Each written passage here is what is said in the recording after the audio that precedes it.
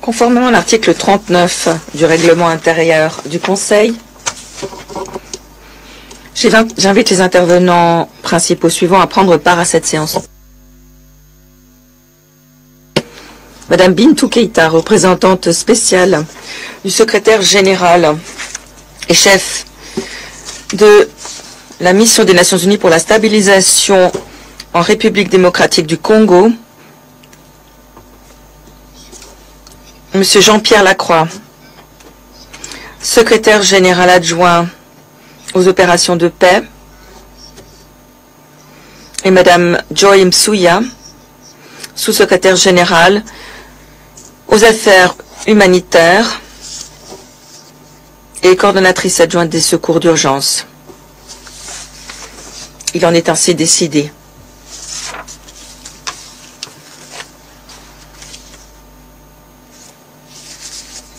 Le Conseil de sécurité va maintenant entamer l'examen du point 2 de l'ordre du jour. Je donne la parole à Monsieur Jean-Pierre Lacroix.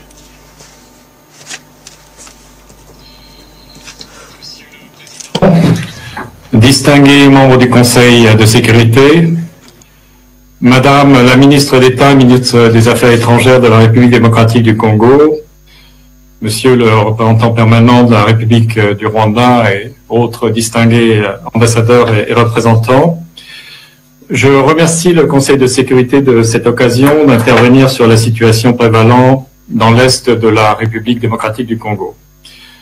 Je ferai une brève déclaration liminaire avant l'intervention de mes collègues Bintou Keïta et Joyce Msuya.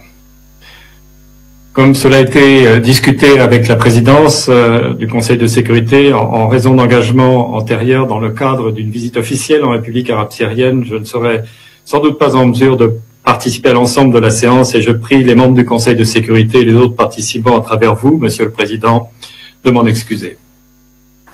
Monsieur le Président, la réunion d'aujourd'hui se tient dans un contexte de détérioration majeure de la situation à l'est de la République démocratique du Congo. Depuis le début de l'année, le M23 a lancé des opérations offensives de grande envergure dans l'est de la RDC avec l'appui des forces armées du Rwanda. Ces actions leur ont permis d'étendre leurs gains territoriaux de manière significative en l'espace de quelques semaines, tout en ouvrant un nouveau front dans le sud Kivu, d'où la MONUSCO s'est retirée le 30 juin 2024. Les Nations Unies sont profondément préoccupées par la reprise des hostilités qui a entraîné la prise de Saké, une localité stratégique située à quelques kilomètres de Goma, menaçant directement des millions de civils et les casques bleus déployés avec le mandat d'assurer leur protection physique. À cet égard, je me réfère à la déclaration du secrétaire général sur ce sujet qui vient d'être publiée et je me permets d'inviter les membres du Conseil et les autres participants à la consulter. Le 23 et 24 janvier, le M23 a tiré sur les positions de la MONUSCO et de la SAMI-DRC. Au cours des dernières 48 heures, 2 casques bleus de la MONUSCO appartenant au contingent sud-africain et un casque bleu uruguayen ont été tués dans l'accomplissement du mandat qui leur a été confié par ce Conseil. Je rappelle que ce mandat porte en particulier sur la protection des civils et le soutien à la lutte contre les groupes armés qui sévissent en RDC. 11 autres casques bleus ont été blessés et reçoivent des soins à l'hôpital des Nations Unies à Goma. Des soldats de la SAMI-DRC, la force de la SADC, à laquelle la MONUSCO apporte un soutien en vertu d'un mandat donné par ce Conseil, ont également été tués et blessés. Et il y a également de très nombreuses victimes civiles et des déplacements additionnels de populations importants dans un contexte humanitaire déjà extrêmement difficile. Je souhaite saisir cette opportunité pour exprimer, au nom du secrétaire général des Nations Unies, nos plus profondes condoléances aux familles des casques bleus décédés, ainsi qu'à leur gouvernement et au peuple sud-africain et uruguayen. Et je souhaite un prompt rétablissement aux blessés. J'exprime également mes condoléances au gouvernement des pays contributeurs de troupes de la SAMI-DRC et aux familles des victimes. Je rends hommage de tous les casques bleus de la MONUSCO dans l'accomplissement de leur mandat visant à protéger les civils et contrer la menace posée par les groupes armés. Et je saisis cette occasion pour rappeler que les attaques contre les casques bleus et le personnel civil des Nations Unies peuvent constituer des crimes de guerre. Mr. President, distinguished... Monsieur le Président, Mesdames et Messieurs les membres du Conseil, sachant que le sort de Goma et de ses millions d'habitants n'est pas encore déterminé, la MONUSCO s'est efforcée de s'acquitter de son mandat de protection des civils, bien souvent moyennant un coût important, tout en mettant tout en œuvre pour garantir la sûreté et la sécurité du personnel. À cet effet, ces positions ont été renforcées en coordination avec les FRDC et la SAMIDRC afin d'empêcher que les M23 ne progressent encore vers Goma. Des mesures ont aussi été prises pour garantir le réapprovisionnement rapide des contingents de l'ONU basés dans les zones contrôlées par le M23, notamment Jiwanja, Kayambayanga et Kichanga. La mission a activé ces mesures d'urgence afin de faciliter les opérations Casevac et Medevac telles que prévues. Madame Bintou Keïta vous fournira davantage de détails sur les mesures prises par la mission pour s'acquitter des responsabilités qui lui incombent, tout en mettant tout en œuvre pour garantir la sûreté du personnel de l'ONU et de ses installations. Monsieur le Président, en ces heures critiques, sachant que la vie de nombreux civils casques bleus sont menacés, le respect du mandat du Conseil par ailleurs menacé, la MONUSCO demeure déterminée à préserver son mandat en dépit des difficultés.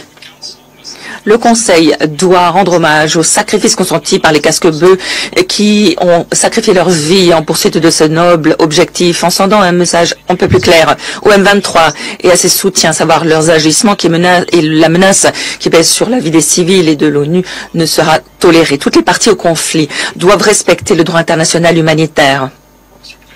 Distingués membres du Conseil, il est impératif que le M23 cesse immédiatement ses hostilités et se retire des territoires occupés. La violation de la souveraineté et de l'intégrité territoriale de la RDC constitue une atteinte aux principes fondamentaux du droit international et de la Charte des Nations Unies. Les Nations Unies continueront de collaborer avec les principaux acteurs pour encourager les parties prenantes à reprendre les négociations dans le cadre du processus de Luanda que les Nations Unies soutiennent totalement. Dans ce contexte, je tiens à rappeler les progrès significatifs réalisés au cours des derniers mois dans le cadre de ce processus. Il est crucial que ces acquis ne soient pas perdus. Le retrait des forces rwandaises de l'Est de la RDC doit être effectif. Le plan de neutralisation des FDLR doit être mis en œuvre. Et le mécanisme de vérification ad hoc renforcé doit être pleinement opérationnalisé. Les populations menacées par cette offensive du M23 et les pays contributeurs qui ont mis leurs soldats et leurs policiers à la disposition des Nations Unies pour assurer leur protection s'attendent à une réponse ferme de ce Conseil permettant de rétablir un environnement propice à la poursuite des efforts politiques visant à trouver une solution durable à la crise actuelle. Il est encore possible d'éviter le pire pourvu que ce Conseil agisse sans délai. Je vous remercie. Je remercie Monsieur Lacroix pour son exposé. Et je donne maintenant la parole à Madame Bintou Keïta.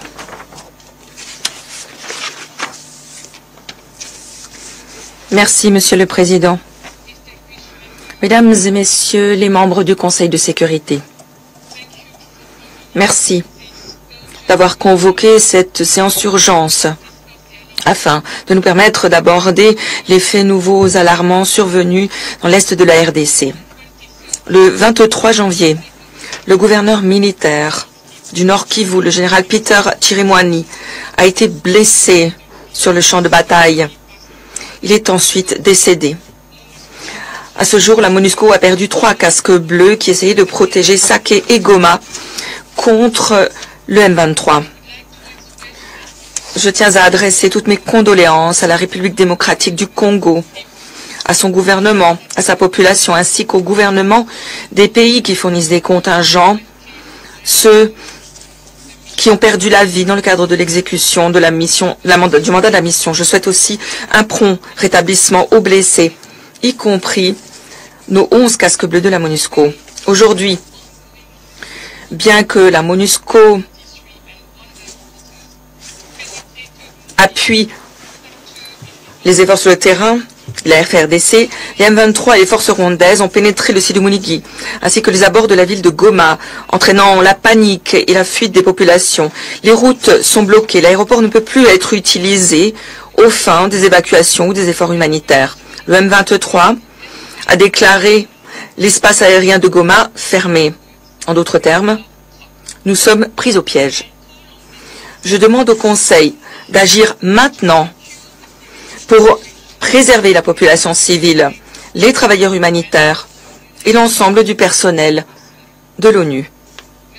Monsieur le Président, lorsque j'ai présenté le dernier rapport en date du secrétaire général sur la situation en République démocratique du Congo le 9 décembre, le mouvement du 23 mars, le M23, avec le soutien actif des forces armées rwandaises, avait consolidé son occupation de la province du Nord Kivu, multipliant par 2 le territoire contrôlé par rapport à 2012. Aujourd'hui, le M23 a étendu sa présence au Nord Kivu et a progressé encore dans la province du Sud Kivu, dont s'est retirée la MONUSCO en juin 2024. Il a reçu des renforts, des fournitures pour consolider ses positions le long de plusieurs axes, tant au sud qu'au nord de Goma. Il convient de noter qu'il a déployé de lourdes présences à proximité de Sake, à 25 km à l'ouest de Goma, et progresse à Munigi, à 9 km au nord de Goma. Conformément à son mandat de protection des civils, la MONUSCO a renforcé son appui aux forces armées de la République démocratique du Congo, les FARDC, en partageant renseignements, en participant à des exercices de planification tactique et en prenant une part active au combat aux côtés de la mission de la SADC en République démocratique du Congo, la SAMI-DRC. La MONUSCO a activé l'opération Springbok 3 et déployé une force de réaction rapide, un bataillon de déploiement rapide, un bataillon de réserve et une section des forces spéciales ainsi qu'une batterie d'artillerie afin de consolider ses positions pour contrer l'avancée du M23. Sur fond de déplacement permanent des populations qui fuient pour se sauver ou qui sont utilisées comme boucliers humains, la réponse militaire, en particulier l'utilisation de l'artillerie de la MONUSCO, est calibrée avec soin afin d'éviter des victimes parmi les civils et nos forces sur le terrain pour éviter aussi d'endommager les installations civiles. L'ONU a aussi, de manière temporaire, déplacé le personnel non essentiel de Goma. Ces efforts se poursuivent. Cette mesure vise à garantir la sécurité du personnel tout en maintenant les opérations essentielles de l'ONU dans la province. Ces déplacements ne changent en rien l'engagement indéfectible de l'ONU à fournir de l'aide humanitaire et à protéger les civils au Nord Kivu. Le brouillage GPS, les incidents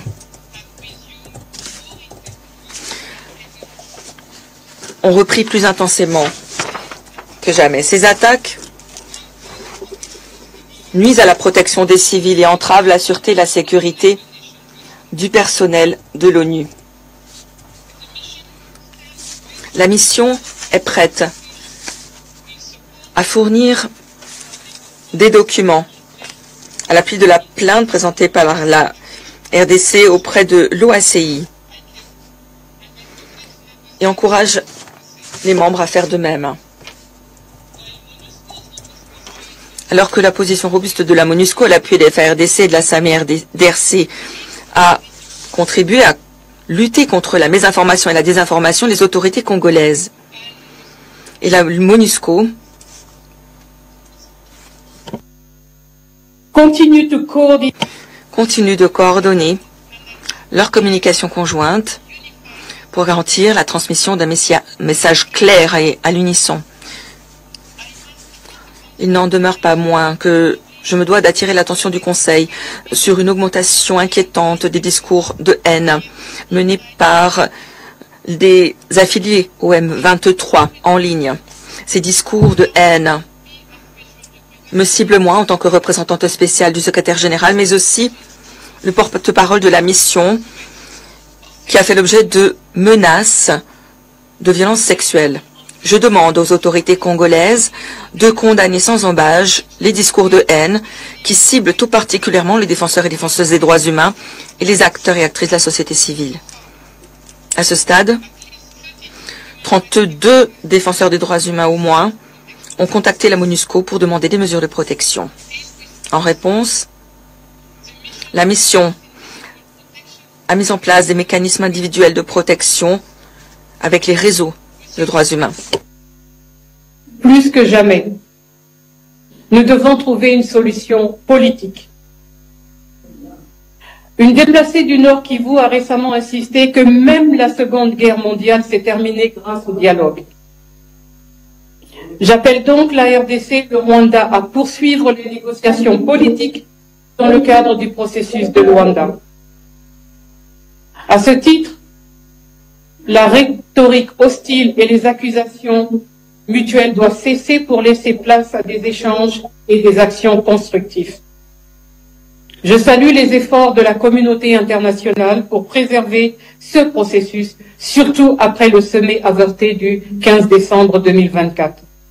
Concrètement, j'appelle aussi le Rwanda à retirer ses forces du territoire congolais, à cesser son appui au M23 et à déployer au plus vite ses délégués dans le mécanisme de vérification ad hoc renforcé pour compléter les effectifs de l'Angola et de la RDC. J'appelle de plus la RDC à mener des efforts significatifs pour neutraliser les FDLA. Je réaffirme l'engagement de la MONUSCO à soutenir ces efforts en lien avec son mandat. En parallèle, j'encourage une synergie étroite entre le processus de Luanda et le processus de Nairobi en cours de revitalisation. Pour favoriser des avancées notables, il faudrait faire des concessions. Notamment, le M23 devrait se retirer immédiatement vers les positions d'avant le 4 août. J'appelle toutes les parties à respecter leurs obligations de protéger les civils dans le plein respect du droit international humanitaire et du droit international des droits de l'homme. Les infrastructures civiles fournissant des services essentiels aux civils ne doivent également jamais être prises pour cible. Monsieur le Président, alors que l'Angola se prépare à présider l'Union africaine en février, je soutiens un deuxième sommet quadripartite de la SADC, la Conférence internationale sur la région des Grands Lacs, CIRGL, la Communauté économique des États de l'Afrique centrale, CEAC, et la Communauté de l'Afrique de l'Est, CAE, pour renforcer les efforts de paix. Il serait également crucial de convoquer d'urgence un nouveau sommet tripartite entre l'Agence des Nations Unies pour les réfugiés HCR, la République démocratique du Congo et le Rwanda. De plus, il sera crucial de tenir le 12e sommet du mécanisme de suivi régional du Conseil de paix et de sécurité de l'Union africaine pour relancer l'accord cadre pour la paix, la sécurité et la coopération. J'encourage la présidence de l'Angola à l'Union africaine de promouvoir l'inclusion des femmes dans les initiatives de paix. En RDC, cela pourrait passer par la mise en œuvre de la stratégie nationale pour une masculinité positive, ainsi que l'établissement du comité interministériel et du Conseil national du genre et de la parité prévu dans la loi de 2015 sur la parité. Monsieur le Président, la MONUSCO accompagne les efforts visant à tenir tous les responsables de violation des droits humains redevables. Il est ainsi important d'identifier les victimes pour leur rendre justice, tout en réduisant le risque de répétition de la violence, y compris celle basée sur le genre. En complément, des mandats internationaux doivent être émis contre ceux qui alimentent l'insécurité et commettent des violations des droits humains et du droit international humanitaire.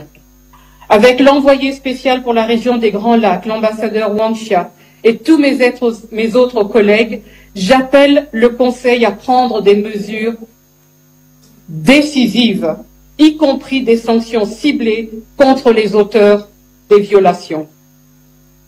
Aucune exception ne doit être faite. Je vous remercie de votre aimable attention.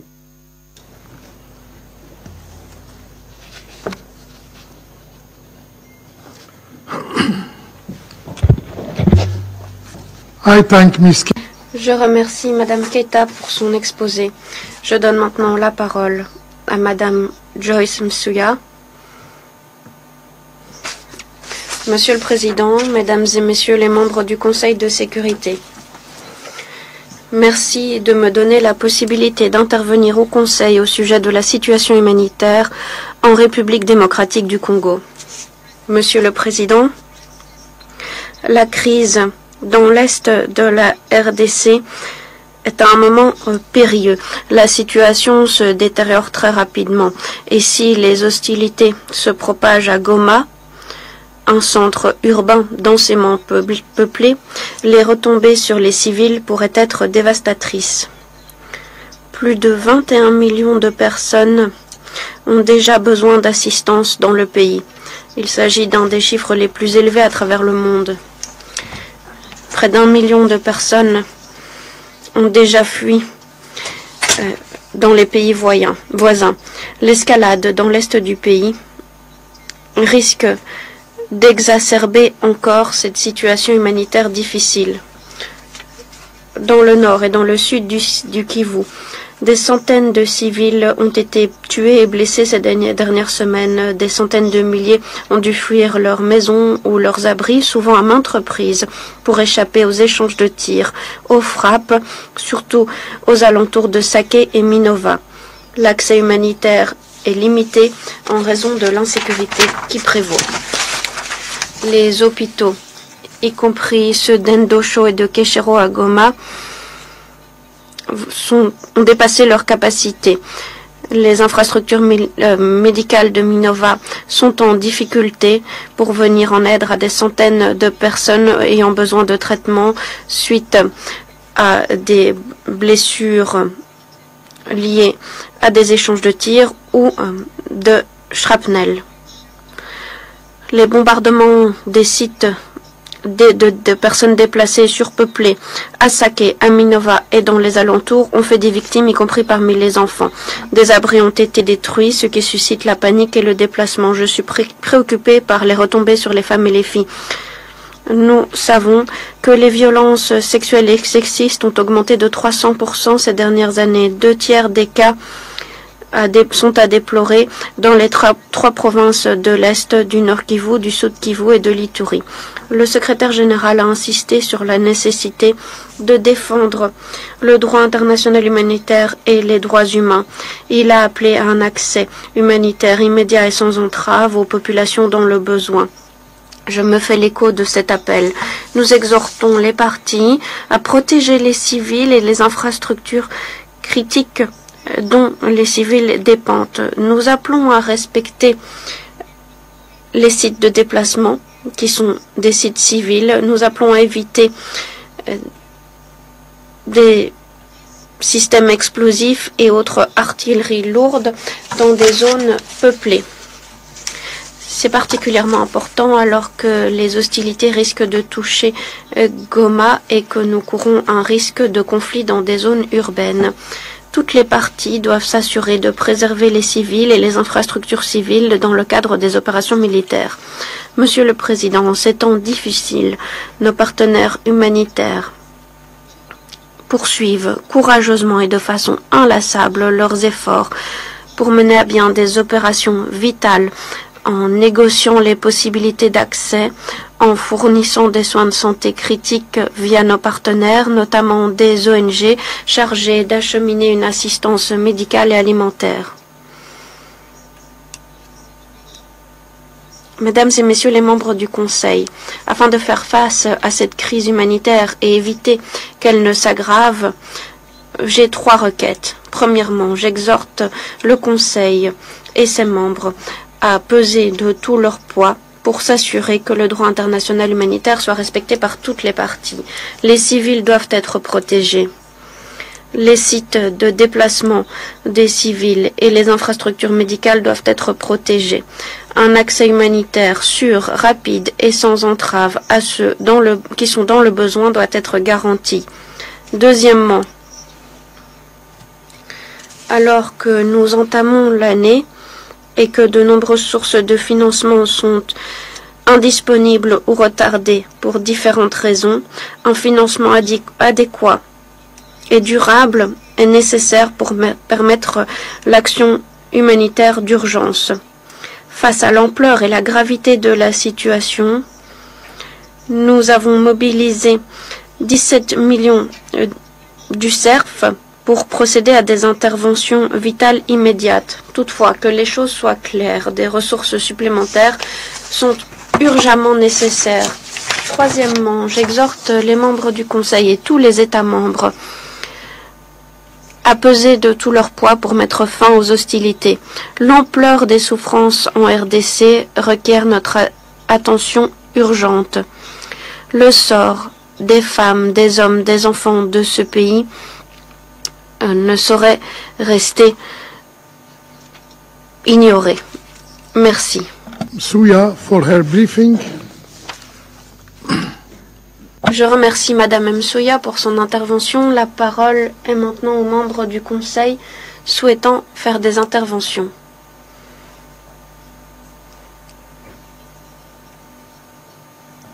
La parole est à la France.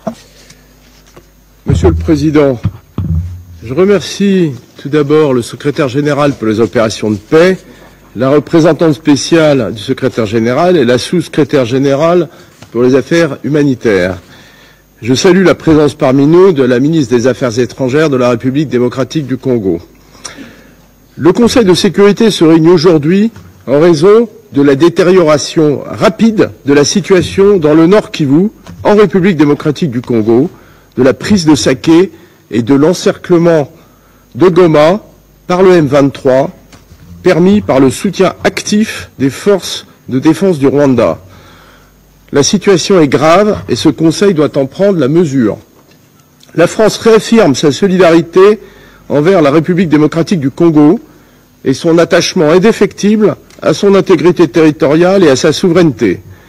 Elle exprime sa très vive préoccupation quant à la dangereuse escalade du conflit dans le Nord Kivu, autour de Goma. Elle condamne fermement l'offensive en cours, conduite par le M23, activement soutenue par le Rwanda. La présence en République démocratique du Congo d'une force militaire étrangère contre la volonté de l'État congolais est une violation claire de la Charte des Nations Unies. Cette offensive, comme le soutien aux groupes armés par toutes les parties, fait porter un risque majeur sur la sécurité des populations civiles et conduit actuellement au déplacement de dizaines de milliers de civils.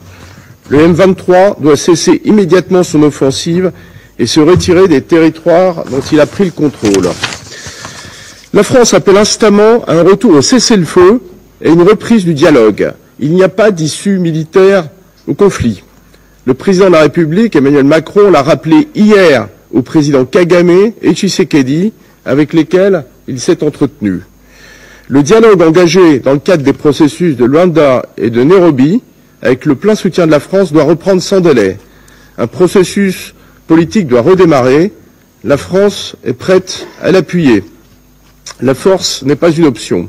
Dans ce cadre, la France appelle au retrait des troupes rwandaises du territoire congolais et à la mise en œuvre du plan de démantèlement des forces démocratiques de libération du Rwanda, conformément aux engagements qu'ils ont pris dans le cadre du processus de Luanda.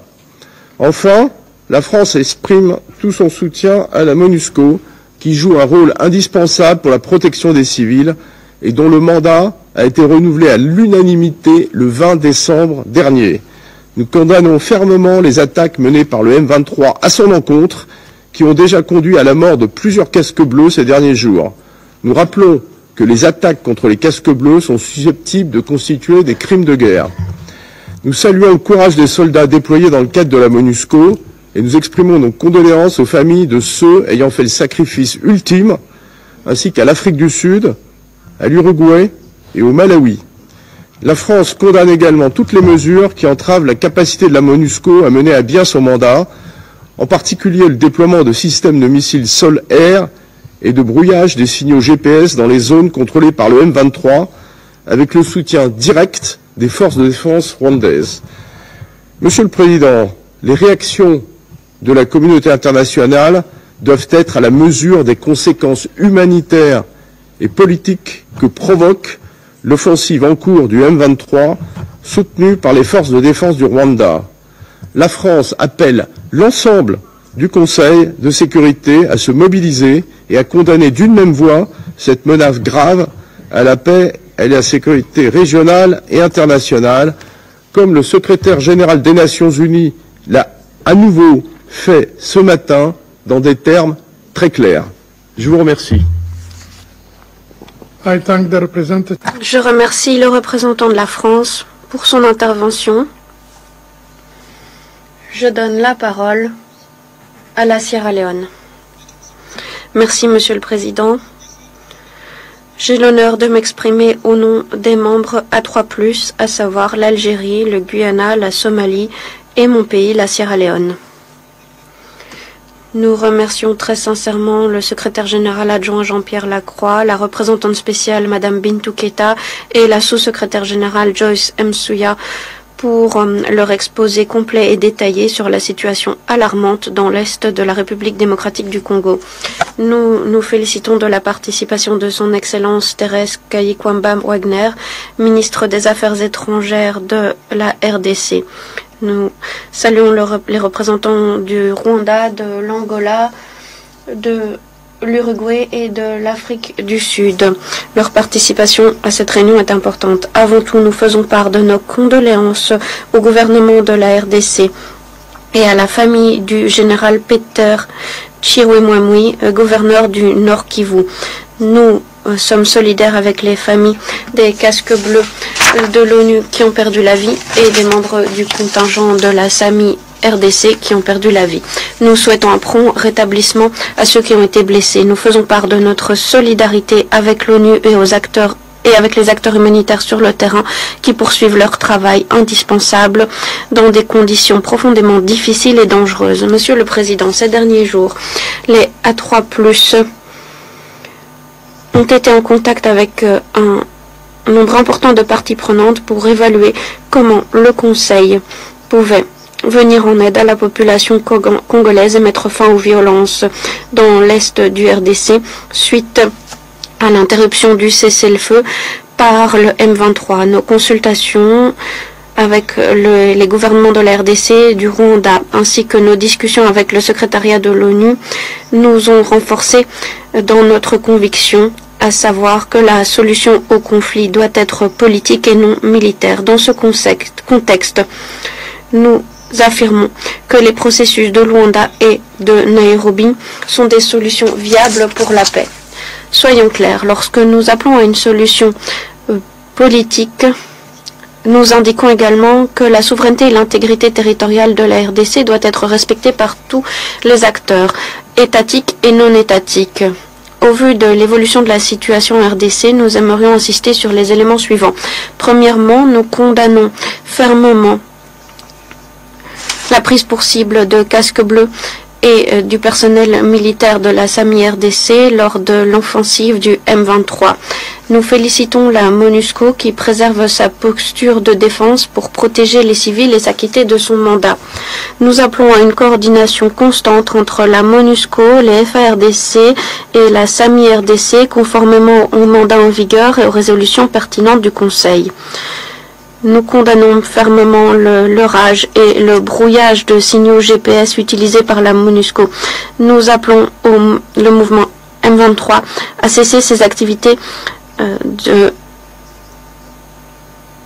brouillage. Alors que la communauté internationale se concentre sur l'évacuation des citoyens, des diplomates et du personnel, n'oublions pas non plus la sûreté et la sécurité de la population congolaise qui n'a nulle part où aller. La protection de millions de civils congolais est une priorité centrale pour le A3+. Nous exhortons la MONUSCO à continuer à protéger la population et les infrastructures civiles critiques à Goma. Deuxièmement, nous appelons les rebelles du M23 AFC à cesser les hostilités, à mettre fin aux offensives et à regagner les zones de pré-cantonnement déterminées. Il convient également de reprendre le processus de Nairobi pour faire taire les armes. Comme nous l'avons dit, la solution repose dans un dialogue politique. Étant donné l'évolution de la situation, les A3+, appellent les partis à œuvrer de bonne foi afin de créer les conditions propices à la paix. Dans ce contexte, nous appelons le gouvernement de la RDC à travailler de bonne foi avec les parties prenantes pertinentes, à s'engager à la neutralisation des FDLR tel que le prévoit le plan harmonisé dans le cadre du processus de Luanda. Nous appelons le gouvernement de la RDC et le gouvernement du Rwanda à reprendre les discussions diplomatiques sous la houlette du processus de Luanda afin de parvenir à une solution pacifique pérenne au conflit dans la région, notamment pour ce qui est de la neutralisation des FDLR et le désengagement des forces hors du territoire de la RDC. Troisièmement, nous appelons tous ceux qui appuient les avancées du M23 à mettre fin à cette assistance, étant donné que cela hypothèque la paix et la stabilité à long terme de la RDC et de la région. Nous sommes vivement préoccupés par le communiqué du 25 janvier du M23 et de l'Alliance Fleuve Congo. Ce communiqué exacerbe les tensions et sape les perspectives de paix. Le gouvernement de la RDC doit compter sur l'appui du Conseil dans ses efforts visant à défendre sa souveraineté et son intégrité territoriale afin de protéger sa population. Nous appelons également le Conseil à contribuer à la désescalade et à éviter de pointer du doigt telle ou telle partie au conflit. Nous appelons à appuyer les processus de Luanda et de Nairobi. Il convient de s'assurer qu'aucun acteur externe, délibérément ou non, ne contribue à la poursuite du conflit entre le Rwanda et la RDC, notamment en fournissant des armements ou d'autres ressources. Quatrièmement, nous appelons à la reprise du processus de Nairobi. Nous appelons le gouvernement de la RDC à s'engager en faveur de ce processus. Nous appelons les responsables africains à œuvrer de concert avec les parties prenantes et à revitaliser le processus avec le plein appui de la communauté internationale. Alors que nous appelons à mettre fin à l'offensive en cours, la communauté internationale doit agir immédiatement, appuyer la MONUSCO afin d'alléger la crise humanitaire grave qui fait rage dans l'est de la RDC. D'après l'OCHA, près de 6,5 millions de personnes sont déplacées dans le pays. 34 000 personnes ont été déplacées très récemment. Des hôpitaux d'urgence à Goma sont dépassés. Près de 290 civils sont blessés, notamment, dont 90 en situation critique. Nous devons nous unir en faveur de la MONUSCO et des agences de l'ONU pour fournir une assistance médicale vitale. Nous sommes préoccupés d'apprendre que près de 80% de l'infrastructure électrique et d'approvisionnement en eau de Goma a été endommagée en raison de l'offensive du M23 et de l'Alliance Fleuve Congo. Qui plus est, près de 400 000 enfants sont déscolarisés en raison de la fermeture des écoles dans la région. En guise de conclusion, nous sommes reconnaissants au président de l'Angola et à l'ancien président du Kenya, M. Kenyatta, pour leur engagement infaillible en faveur de la paix dans l'est de la RDC et leur contribution importante en faveur des processus de Luanda et de Nairobi respectivement. Nous nous faisons l'écho de l'appel de M. Moussa Faki, président de la Commission de l'Union africaine, qui a appelé toutes les parties à s'engager en faveur de processus de paix sous la houlette des processus de Luanda et de Nairobi. Merci. Je remercie la Sierra Leone pour son intervention. La parole est aux États-Unis. Merci, Monsieur le Président. Merci aux intervenants et merci à la représentante spéciale Keita pour son rôle de chef de file à la tête de la MONUSCO face à une escalade grave du conflit dans l'est de la RDC. Merci à la sous-secrétaire générale Msouya. Je salue la participation de la ministre des Affaires étrangères de la RDC à notre réunion. Chers collègues, nous condamnons sans embâche les hostilités du M23 et du Rwanda contre Goma et Sake. Nous appelons à un cessez-le-feu immédiat et à la fin des confrontations qui mettent en danger les civils et ont déplacé des dizaines de milliers de personnes supplémentaires alors que la population fuit les combats. Les États-Unis saluent le rôle de la MONUSCO qui a pris des mesures fermes pour défendre Sake et Goma face aux avancées du Rwanda et du M23. Nous faisons part de nos plus sincères condoléances aux familles de tous les casques bleus qui ont perdu la vie dans ces attaques et nous félicitons tout le personnel de la MONUSCO pour son courage et ses efforts de protection des civils lors de ces attaques. L'utilisation d'artillerie de pointe, notamment de brouillage de GPS et de l'orage, entrave les efforts humanitaires, met en danger la MONUSCO et met également en danger tous ceux qui fuient les violences. Ces actions doivent cesser immédiatement. L'utilisation indiscriminée d'artillerie met en danger les civils alors que des bombes tombent à proximité de sites de personnes déplacées. Les responsables du M23, d'autres groupes armés et du Rwanda doivent émettre des ordres clairs, à savoir qu'il est interdit de cibler les civils et les sites de personnes déplacées. Chers collègues, il ne saurait y avoir de solution militaire à la situation en RDC. Pour parvenir à une paix pérenne, toutes les parties doivent honorer leurs engagements au titre du processus de Luanda, conformément aux termes établis par le président de l'Angola. Nous appelons à l'opérationnalisation d'un mécanisme de vérification ad hoc. Nous appuyons les efforts de l'ancien président du Kenya, Kenyatta, en négociation avec le M23. Toutes les parties au conflit doivent respecter le cessez-le-feu en vigueur depuis août et doivent mettre fin aux confrontations. Nous appelons les partenaires de la région des Grands Lacs à utiliser les outils diplomatiques à leur disposition pour insister sur ce message. Il convient de respecter l'intégrité territoriale et la souveraineté de la RDC. Il convient de mettre fin à toute forme d'appui aux groupes armés, qu'ils soient congolais ou étrangers. Toutes les parties doivent défendre les droits humains et le droit international humanitaire et garantir un accès immédiat et sans entrave aux populations dans le besoin d'assistance humanitaire. Les États-Unis sont alarmés par les informations du groupe d'experts de l'ONU faisant état de la création d'une administration parallèle, de recrutement forcé ou encore d'exploitation illicite de zones minières dans les régions contrôlées par le M23. À nouveau, nous condamnons fermement les discours de haine et la xénophobie, ainsi que les politiques ciblant certaines ethnies. Nous allons utiliser tous les moyens à notre disposition pour que les responsables du conflit, de l'instabilité et de l'insécurité en RDC rendent des comptes. Je vous remercie. Je remercie la représentante des États-Unis pour son intervention. Je donne maintenant la parole à la Grèce. Merci, Monsieur le Président. Nous remercions le secrétaire général adjoint Lacroix, la représentante spéciale Madame Keita et la sous-secrétaire générale Msuya pour leurs exposés à l'occasion de cette réunion. Nous saluons la participation de la ministre des Affaires étrangères de la République démocratique du Congo. Nous saluons la représentante spéciale Keita et la MONUSCO qui poursuivent leurs efforts dans ces circonstances difficiles, dans ce contexte d'escalade de la crise et dans un contexte de détérioration des relations entre la RDC et le Rwanda. J'aimerais mentionner 4 points.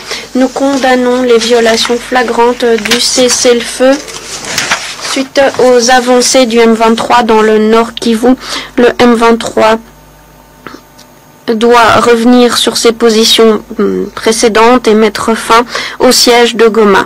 Les menaces de saisie de Goma par le M23 sont inacceptables. Comme l'indique le groupe d'experts, la présence de troupes du Rwanda sur les territoires congolais en appui au M23 nous préoccupe. Nous appelons le Rwanda à cesser l'appui du M23 et à retirer ses forces. Nous rappelons l'importance de respecter la souveraineté et l'intégrité territoriale de la RDC. Il convient également de garantir la neutralisation des FDLR par la RDC. Il est important que tant la RDC et le Rwanda se réengagent en faveur du cessez-le-feu, mettent en œuvre le dialogue politique et toutes les décisions convenues au titre du processus de Luanda. Nous saluons le président de l'Angola pour ses efforts en faveur de la paix. Il mérite l'appui du Conseil. Pour des questions de principe, mon pays estime qu'il convient d'appuyer le concept aux problèmes africains des solutions africaines. Troisièmement, nous devons nous concentrer sur les conditions humanitaires, notamment dans le Nord Kivu, qui sont déplorables. Toutes les parties doivent respecter le droit international humanitaire et garantir l'accès humanitaire sans entrave. Quatrièmement, nous faisons part de nos plus sincères condoléances aux familles des acteurs de la paix tués. Nous faisons part de nos condoléances à l'Afrique du Sud, au Malawi, au l'Uruguay. Nous souhaitons un prompt rétablissement aux personnes blessées. Nous insistons sur le fait que les attaques contre les casques bleus et les attaques contre la MONUSCO sont des raisons d'adoption de sanctions. Enfin, la MONUSCO doit pouvoir pleinement s'acquitter de son mandat et répondre aux besoins urgents. La protection des civils et du personnel humanitaire est une priorité centrale. Merci. Je remercie le représentant de la Grèce pour cette intervention. La parole est à la Slovénie.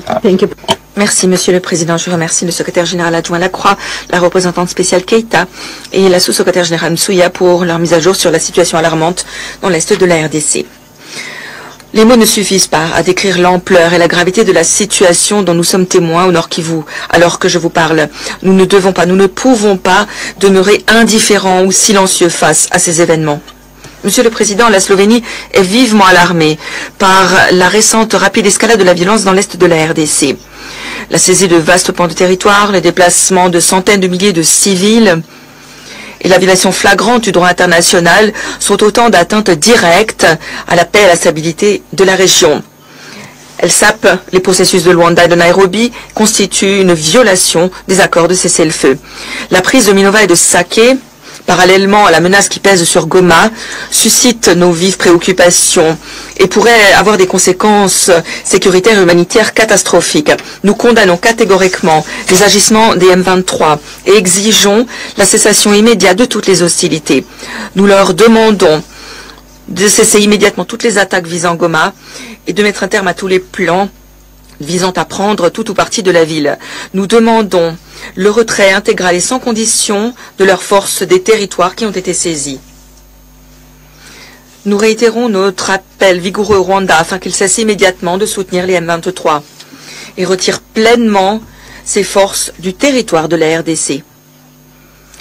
Toute présence militaire non autorisée en RDC est une violation flagrante du droit international, de la Charte des Nations Unies et de l'intégrité et de la souveraineté territoriale de la RDC. Dans le même temps, nous exhortons la RDC à cesser toute coopération avec les FDLR et autres groupes armés, respecter les engagements en droit international et en vertu des accords régionaux. Nous exhortons le Rwanda et la RDC à prendre des mesures déterminées afin d'apaiser les tensions dans leurs relations. Nous les engageons à reprendre le dialogue et accorder la priorité à la paix, à la stabilité et au bien-être de la région. Les conséquences des déplacements sont graves. Les préoccupations relatives à la vulnérabilité accrue des femmes et des enfants confrontés aux risques répugnants de violences sexuelles et fondées sur le genre est élevée. Nous mettons en garde contre l'aggravation des divisions ethniques et les discours de haine. Nous rappelons à toutes les parties les obligations qui leur reviennent. Nous leur demandons de respecter le droit international humanitaire, le droit international des droits de l'homme. Nous leur demandons de garantir la protection des civils et de s'abstenir de toute action, y compris le retour aux armes lourdes qui a des effets dévastateurs sur les zones densément peuplées, notamment les camps de déplacés. Monsieur le Président, nous condamnons sans équivoque les attaques et les menaces visant la MONUSCO et son personnel, ainsi que la SAMI DRC. Nous pleurons les pertes tragiques de ceux et celles qui ont consenti le sacrifice ultime. Nous adressons nos condoléances à leurs familles. Nous sommes solidaires des blessés, auxquels nous souhaitons un prompt rétablissement. Ces agissements ne sont pas simplement un affront à ceux et celles qui servent au sein de la MONUSCO, mais constituent un crime de guerre et une atteinte aux valeurs mêmes de la communauté internationale, une atteinte à la paix elle-même. Ces agissements exigent justice et application du principe de responsabilité. Nous sommes reconnaissants à l'ensemble des pays qui fournissent des contingents et des forces de police pour leur sacrifice, leur contribution aux efforts de l'ONU en RDC. Nous sommes à leur côté en ces heures difficiles. Monsieur le Président, il y a un peu plus d'un mois de cela, les 15 membres du Conseil levaient la main à l'unisson pour proroger le mandat de la MONUSCO. Ce vote ne fut pas simplement symbolique. Il s'agissait d'un engagement en faveur des hommes, des femmes, casques bleus et au-delà, dont la tâche consiste à protéger les civils dans l'est de la RDC, à soutenir les efforts de paix dans l'est de la RDC. Ils mettent leur vie en jeu au quotidien. Aujourd'hui, ces hommes, ces femmes, aux côtés de millions de civils innocents, sont confrontés à une menace mortelle. Nous pleurons les pertes tragiques de ceux et celles qui ont consenti le sacrifice ultime et sommes solidaires de tous les autres.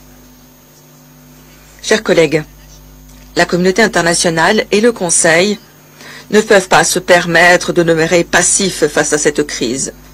Nous avons clairement entendu les appels lancés au Conseil afin qu'il s'exprime clairement. Il est de notre responsabilité de les soutenir. Je vous remercie. Je remercie la représentante de la Slovénie pour son intervention et donne la parole au Royaume-Uni. Merci, Monsieur le Président. Je tiens pour commencer à remercier l'ensemble des intervenants principaux aujourd'hui, en particulier la représentante spéciale Keita pour son rôle de premier plan indéfectible. Nous nous félicitons de la participation de la ministre des Affaires étrangères de la RDC à cette réunion, ainsi que de la présence des représentants du Rwanda, de l'Angola, de l'Uruguay et de l'Afrique du Sud. Monsieur le Président, les casques bleus de la MONUSCO et son personnel font preuve de courage pour exécuter le mandat de notre Conseil en les circonstances les plus difficiles qui soient. Le Royaume-Uni réitère clairement aujourd'hui que les attaques visant les casques bleus de l'ONU sont inacceptables et pourraient constituer des crimes de guerre. Nous rappelons aussi que la planification, l'organisation, le parrainage ou les attaques qui sont menées contre les casques bleus de la MONUSCO pourraient constituer un motif de sanction de la part de l'ONU. Le Royaume-Uni adresse ses condoléances aux familles des casques bleus de l'Afrique du Sud, de l'Uruguay, qui ont perdu la vie en servant la MONUSCO. Nous adressons nos vœux de prompt rétablissement aux casques bleus qui ont été blessés. Le Royaume-Uni adresse aussi ses condoléances aux familles des membres de contingent de la mission SAMI-DRC qui ont perdu la vie à l'appui de la stabilité et de la sécurité de la RDC. Ce faisant, nous sommes conscients du fait que le nombre de victimes évolue d'heure en heure. La RDC et la région vivent des heures critiques. Monsieur le Président, j'aimerais maintenant formuler 3 remarques. Premièrement, le Royaume-Uni condamne une fois encore les actes violents de tous les groupes armés, y compris les FDLR et les M23. Nous sommes vivement préoccupés par l'ampleur et la vitesse des progrès récents des M23 et des forces de défense rwandaises dans l'est de la RDC. En décembre, le Conseil prorogeait le mandat de la MONUSCO. Depuis, le M23 a poursuivi ses offensives inacceptables, tout comme les forces de défense rwandaises au nord Kivu, au sud Kivu. Offensives qui ont mené à la prise de plusieurs villes et villages. Comme nous l'avons entendu, des centaines de milliers de civils ont été déplacés et la violence s'est intensifiée. Nous sommes également vivement alarmés par la déclaration des M23 disant qu'ils ont l'intention de prendre Goma, une ville où la situation humanitaire est déjà catastrophique. L'augmentation du nombre de déplacés du fait de l'expansion territoriale des M23 signifie davantage de pression sur les camps de déplacés déjà surchargés et exacerbe les difficultés auxquelles se heurtent les acteurs humanitaires. Ce matin, le ministre des Affaires étrangères du Royaume-Uni s'est entretenu avec le président Kagame et a demandé une désescalade urgente, soulignant la nécessité pour le Rwanda et la RDC de retourner rapidement, urgemment même, à la table de négociation. Il est aujourd'hui plus que jamais essentiel que la MONUSCO puisse s'acquitter de son mandat. Les attaques des M23 contre les casques bleus, avec l'appui des RDF, doivent immédiatement cesser. Ces attaques empêchent la force de s'acquitter de la mission qui lui a été confiée par le Conseil de sécurité, à savoir protéger les civils. Le brouillage des signaux GPS par le Rwanda, qui fait entrave aux opérations humanitaires de l'ONU, doivent également cesser. Nous exhortons toutes les parties à ne pas oublier les obligations qui leur sont faites en droit international humanitaire. Enfin, Monsieur le Président, le Royaume-Uni remercie une fois encore l'Angola pour son rôle de chef de file à la tête des efforts de médiation. Nous encourageons la RDC et le Rwanda à reprendre les négociations et à concentrer leurs efforts sur des progrès tangibles et à respecter les engagements pris au titre du concept d'opération. Il ne saurait y avoir de solution militaire à cette situation. Les combats doivent cesser, les civils doivent être protégés et les partis doivent travailler de bonne foi dans le cadre du processus politique. Je vous remercie. Je remercie le représentant du Royaume-Uni pour son intervention et donne la parole au Danemark. Merci, Monsieur le Président. Madame la représentante spéciale Keita, merci pour votre exposé d'aujourd'hui. La MONUSCO est confrontée à des pressions immenses. Le Danemark se félicite de votre action à la tête de la mission.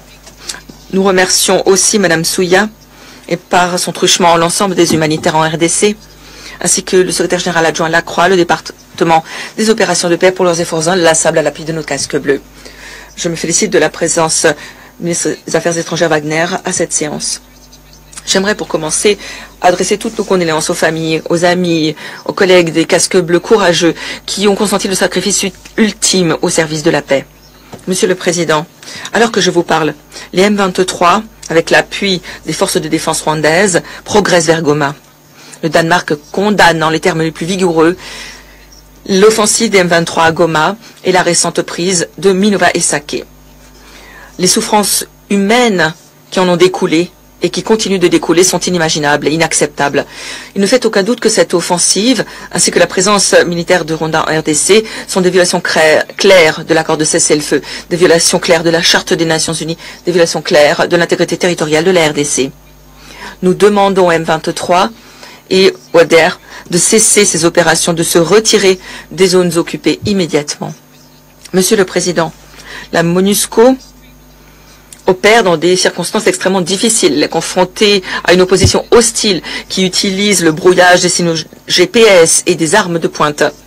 Ceci limite considérablement les capacités de la mission, mais entrave l'acheminement de l'aide humanitaire et complique l'accès aux populations civiles les plus vulnérables. Que les choses soient claires. Le Danemark déplore en les termes les plus vigoureux toute attaque visant les casques bleus, le personnel de l'ONU et les partenaires humanitaires. Ces attaques sont inacceptables. Il s'agit d'une violation du droit international qui pourrait constituer un crime de guerre.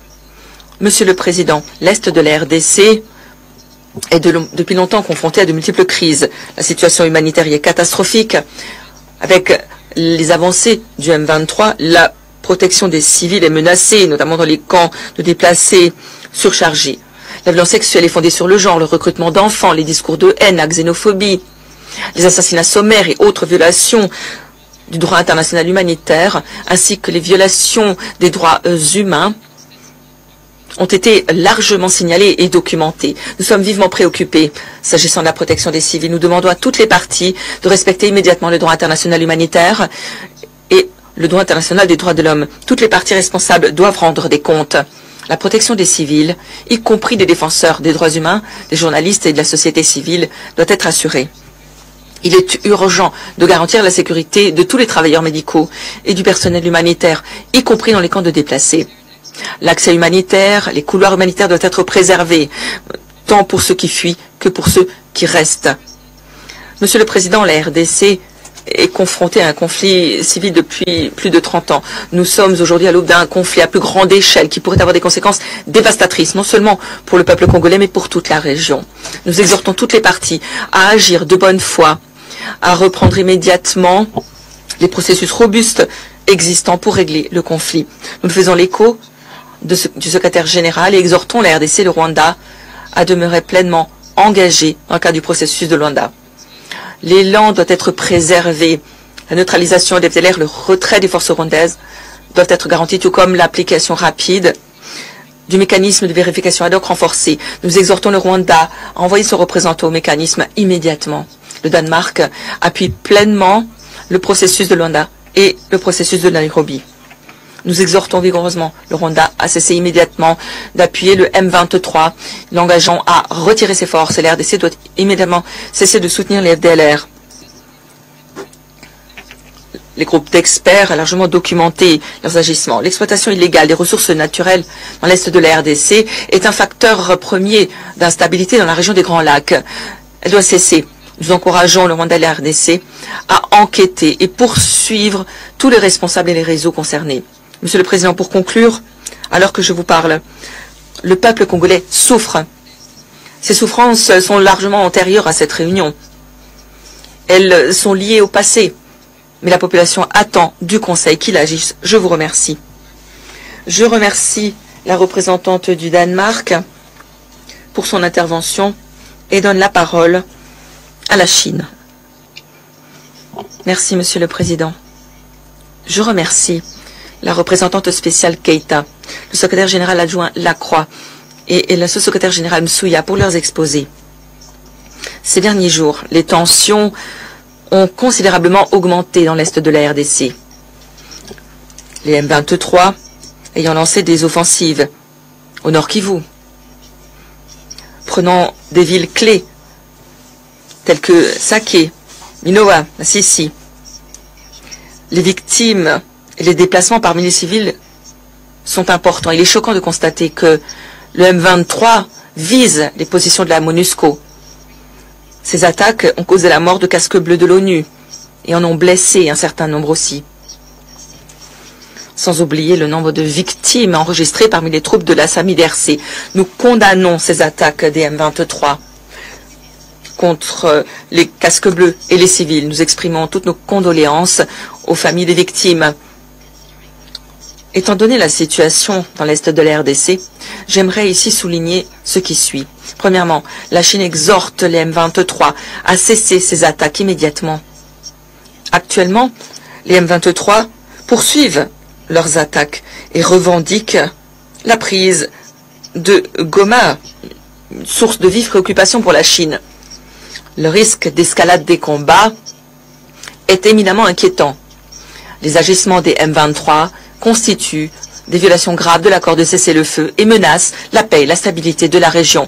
La Chine demande au M23 de respecter l'accord de cessez-le-feu, de cesser de recourir à la force, de se retirer des territoires pris et de reprendre les discussions politiques. Toutes les forces extérieures devraient s'abstenir de fournir un appui militaire au M23 et à d'autres groupes armés pour empêcher une détérioration supplémentaire de la situation. Deuxièmement, la protection des civils devrait être la première des priorités. Le droit international humanitaire doit être respecté. Peu importe les objectifs et les revendications des M23. Les civils doivent être protégés. Les M23 ne peuvent pas attaquer les civils et les installations civiles. Actuellement, un grand nombre de civils ont déjà fui leur foyer pour trouver refuge dans des zones déjà compliquées. Une assistance humanitaire doit être fournie et le M23 doit permettre l'acheminement de l'aide humanitaire. Troisièmement, la MONUSCO doit être soutenue pour lui permettre de s'acquitter de son mandat. La MONUSCO est en première ligne du conflit et s'acquitte du mandat qui est le sien conformément aux résolutions du Conseil. Les M23 ne devraient pas menacer la sûreté et la sécurité des casques bleus. Les attaques visant les casques bleus pourraient constituer des crimes de guerre. La Chine appuie la MONUSCO et l'idée de renforcement de ces mesures défensives à Sake et Goma. Nous sommes opposés au brouillage des signaux GPS qui empêche la MONUSCO d'exécuter son mandat. Nous demandons aussi à toutes les parties de s'abstenir de semer la désinformation, la mésinformation contre la MONUSCO. Nous devons soutenir fermement les efforts de médiation à l'échelle de la région. Étant donné les circonstances, il est plus urgent que jamais de décupler les efforts de médiation. Bien que le sommet tripartite ait été reporté, le processus de Luanda attend la RDC du Rwanda qu'elle demeure engagée en faveur du dialogue politique et à renforcer les communications pour trouver une solution pacifique et durable.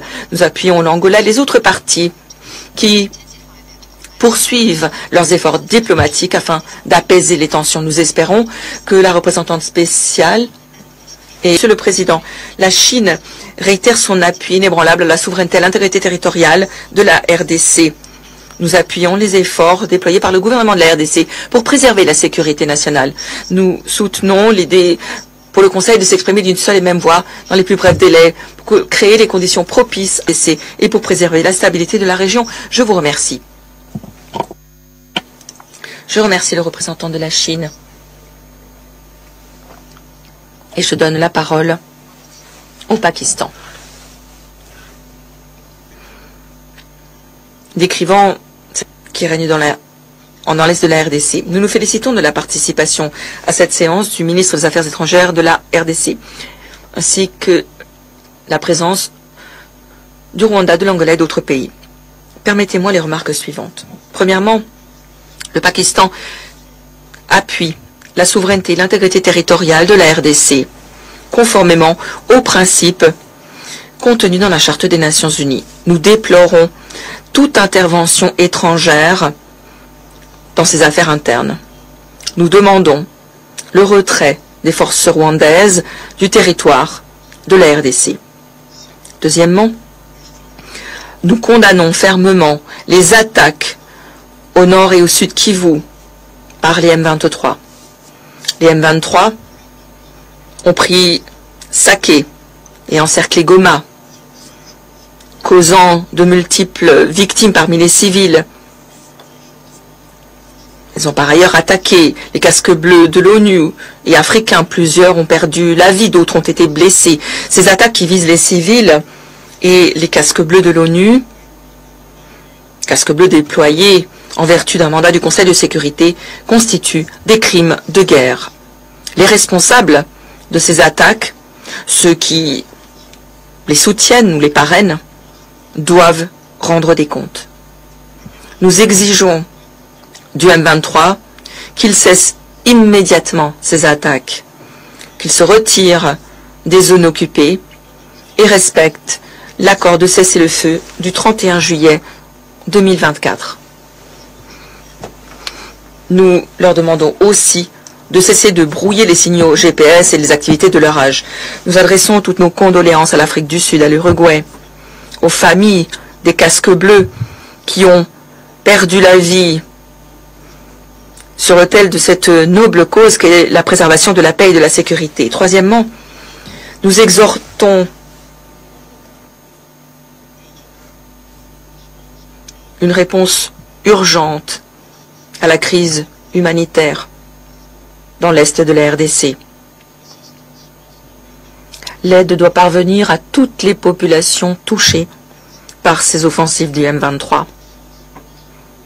L'accès doit être garanti par toutes les parties, y compris le M23. Accès aux populations civiles et à ceux et celles qui ont besoin d'aide. Quatrièmement, nous saluons le courage de nos casques bleus. Dans le même temps, nous exhortons la MONUSCO et l'ONU à prendre immédiatement les mesures nécessaires pour garantir la sûreté et la sécurité, non seulement des civils, mais aussi des casques bleus du personnel de l'ONU dans l'est de la RDC. Nous sommes particulièrement préoccupés du sort de la batterie d'artillerie pakistanaise située à Saké et dans des zones adjacentes. Elle se trouve particulièrement exposée, vulnérable, en l'absence de forces d'appui pour se défendre contre les forces du M23. Cette unité devrait être rapidement redéployé pour assurer la sûreté de son personnel et de son matériel lourd et coûteux qui ne doit pas tomber entre les mains des forces rebelles. Le redéploiement permettra aussi à cette unité de soutenir les forces de la RDC, et ce de manière plus efficace. Un tel redéploiement doit intervenir immédiatement tant que cela est encore possible. Cinquièmement, l'ONU, la MONUSCO et les forces de la RDC doivent élaborer une stratégie militaire efficace pour contrer le M23, qui est supérieur en nombre par rapport aux forces de la RDC et aux casques bleus et dispose de capacités plus pointues. Nous devons garantir le respect de la MONUSCO et de ses forces, non seulement dans la région, mais dans l'ensemble de la RDC. Le Pakistan estime que le retrait du Sud Kivu, qui a vu le départ de tous les casques bleus pakistanais, a été hâtif et influencé par des considérations politiques. Je dois rappeler ici que nos troupes avaient réussi à maintenir la paix et l'ordre au Sud Kivu. Nous devons renforcer la MONUSCO, la doter des capacités nécessaires pour faire face aux difficultés qu'elle rencontre dans l'Est de la RDC. En l'absence de moyens de renfort adéquats, de matériel, d'appui politique, en particulier de la RDC, l'ONU et les casques bleus ne pourront pas s'acquitter du mandat complexe qui leur a été confié par le Conseil. Sixièmement, nous demandons à la RDC et au Rwanda de reprendre le dialogue en vertu du processus de Luanda, mené fort habilement par son Excellence le Président Lourenço de l'Angola. Ce processus a réalisé des progrès encourageants. Nous regrettons que le sommet du 15 décembre n'a pu avoir lieu. Il devrait être convoqué urgemment. Les accords conclus au titre du processus de Luanda, la neutralisation des FDLR, le retrait des forces rwandaises de la RDC, devraient être préservés et respectés. En dépit des problèmes liés au M23, nous espérons aussi que la réconciliation au sein de la RDC sera possible au travers du processus de Nairobi, sous la houlette de l'ancien président Kenyatta du Kenya. Nous appuyons pleinement l'envoyé spécial pour la région des Grands Lacs dans ses efforts de promotion du dialogue afin de régler le conflit dans l'Est de la RDC. Enfin, Monsieur le Président, nous exhortons le Conseil de sécurité à s'attaquer aux causes profondes du conflit dans l'Est de la RDC, à savoir l'exploitation illégale des ressources naturelles. Pour cela, des mécanismes de supervision, de traçabilité plus importants seront nécessaires, ainsi que la collaboration avec le gouvernement de la RDC, les partenaires régionaux et internationaux. Je vous remercie. Je remercie le représentant du Pakistan pour son intervention et donne la parole à la Fédération de Russie. Monsieur le Président, nous remercions Jean-Pierre Lacroix, Bintou Keita et Joyce Msuya pour leurs exposés. Nous saluons la participation à notre réunion de la ministre des Affaires étrangères de la République démocratique du Congo, Teresa Wagner. Nous saluons les représentants du Rwanda, de l'Angola, de l'Afrique du Sud et de l'Uruguay. Nous sommes vivement préoccupés par l'escalade de la situation à cause des M23 et nous la condamnons. En raison de ces actions, c'est avant tout la population civile qui souffre. Nous faisons part de nos condoléances aux citoyens de la RDC pour leur décès. Nous sommes à nouveau préoccupés par cette nouvelle vague de déplacements. Le nombre de déplacés, d'après l'ONU, dépasse les 400 000 personnes. Beaucoup parmi ces personnes ont déjà été déplacées par le passé et se trouvent dans des camps de réfugiés dans des circonstances très difficiles. Nous sommes vivement préoccupés par l'utilisation dans ces régions de systèmes d'armement sophistiqués. Nous sommes préoccupés par l'utilisation d'artillerie lourde à proximité d'infrastructures civiles. Nous sommes préoccupés de constater la poursuite de l'utilisation de systèmes de brouillage, ce qui présente une menace pour l'aviation civile. Malheureusement, la MONUSCO doit aussi déplorer des pertes. Nous faisons part de nos condoléances suite au décès des casques bleus de l'Uruguay et de l'Afrique du Sud.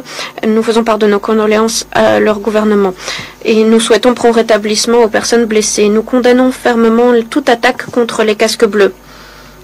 En raison d'une de ces attaques, en mars 2022, c'est un de nos ressortissants, un observateur militaire, Alexei Mizor, qui avait perdu la vie. Nous saluons et nous appuyons la MONUSCO. Nous saluons et nous appuyons également ses responsables et ses membres. Nous faisons part de nos condoléances à l'Afrique du Sud et au Malawi suite au décès de membres de la SAMI RDC. Nous sommes solidaires avec les gouvernements de ces pays et avec les contingents de la SADC. Nous souhaitons un prompt rétablissement aux blessés. L'escalade de la situation suite à l'échec du sommet de l'année dernière nous démontre le prix à payer lorsque les instruments politiques échouent. Nous appelons à une cessation immédiate des hostilités. Nous appelons à la reprise des négociations dans les processus de Luanda.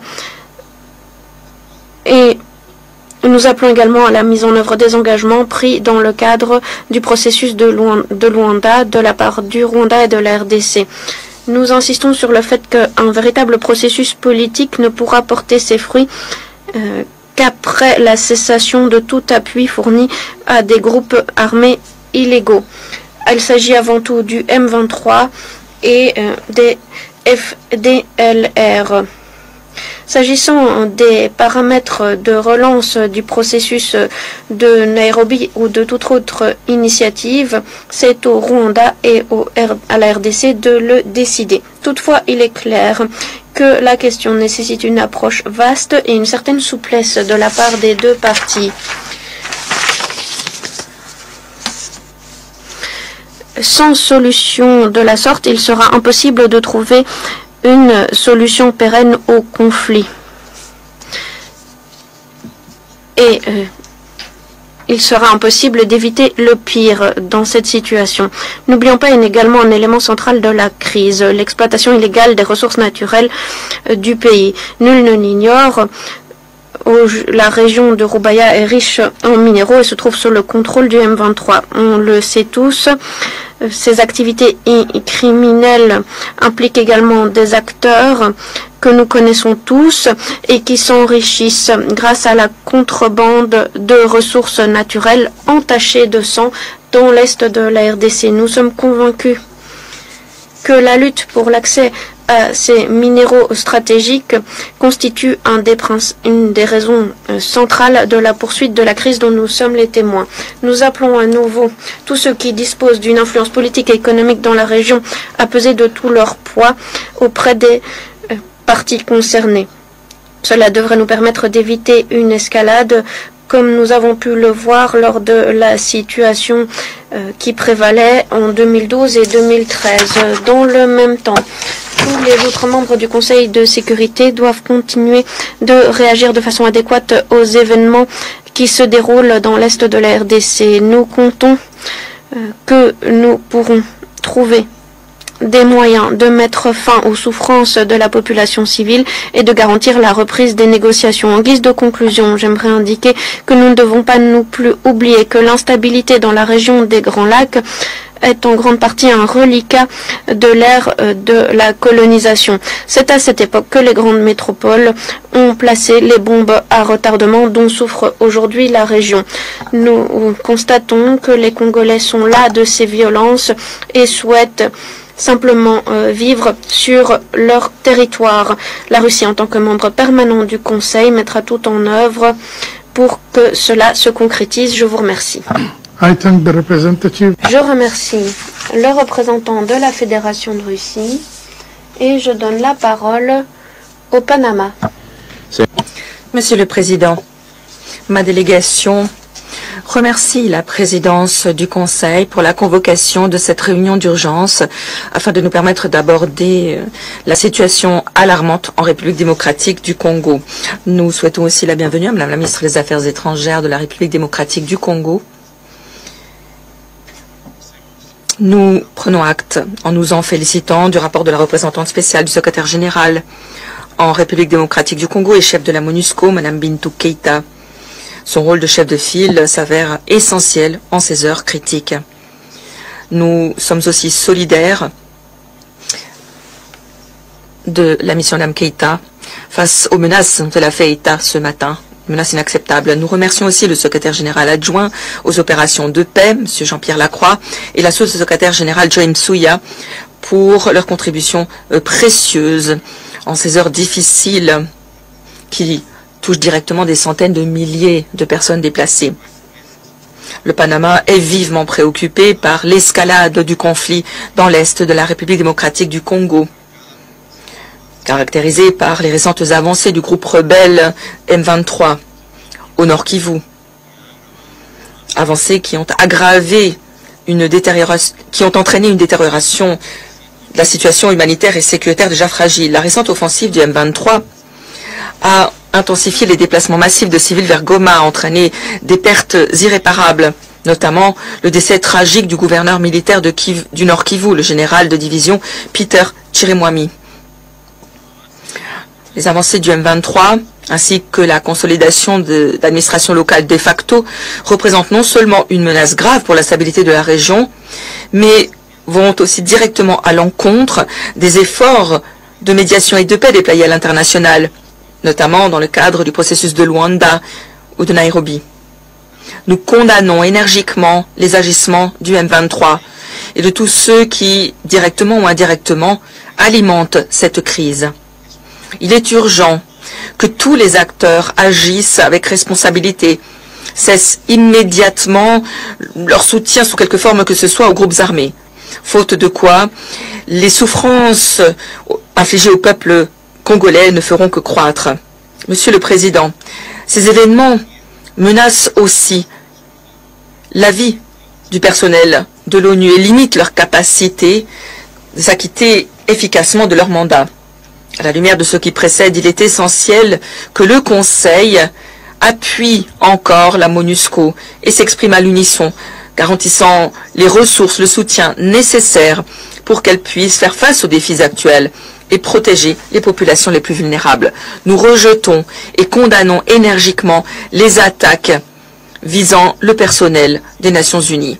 De même, nous regrettons profondément les pertes tragiques en vies humaines parmi les casques bleus dans le cadre d'affrontements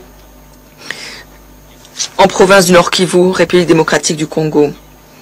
Nous sommes solidaires et exprimons toutes nos condoléances au gouvernement et au peuple de l'Afrique du Sud, du Malawi, de l'Uruguay, face à ces pertes en vies humaines irréparables. Nous sommes aux côtés des familles des victimes en ces heures ô combien difficiles.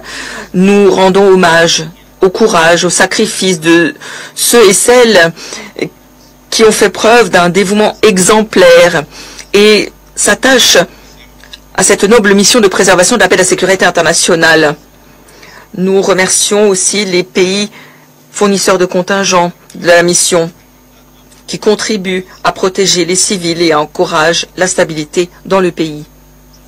Monsieur le Président, chers collègues, nous lançons un appel vigoureux à toutes les parties concernées afin qu'elles respectent pleinement le cessez-le-feu, qu'elles mettent un terme aux hostilités immédiatement, qu'elles respectent les engagements pris dans le cadre des processus de Luanda et de Nairobi.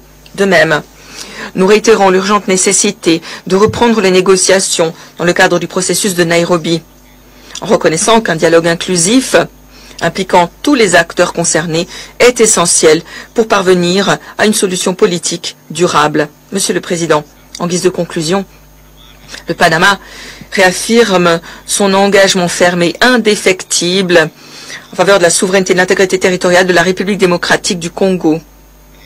Nous sommes convaincus qu'une approche intégrée, coordonnée, conjuguant leadership des mécanismes régionaux et appui ferme du Conseil sera essentielle pour mettre un terme à la violence et soulager les souffrances du peuple congolais. Monsieur le Président, le temps nous est compté. Nous ne pouvons pas nous permettre d'accepter que les promesses de paix disparaissent sur fond d'inaction. Il est plus impératif que jamais aujourd'hui que la communauté internationale redouble d'efforts afin de consolider les capacités opérationnelles de la MONUSCO.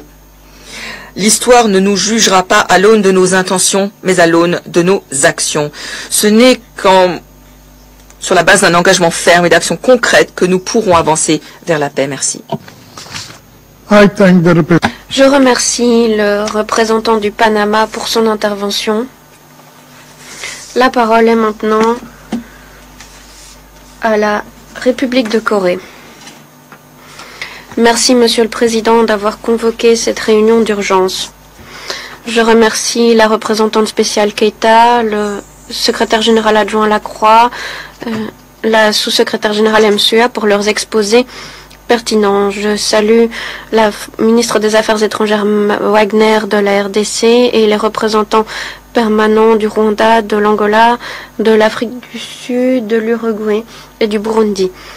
Nous faisons part de nos plus sincères condoléances aux familles et aux pays des soldats de la paix qui ont sacrifié leur vie pour honorer leur mandat. Nous souhaitons un prompt rétablissement à tous les blessés.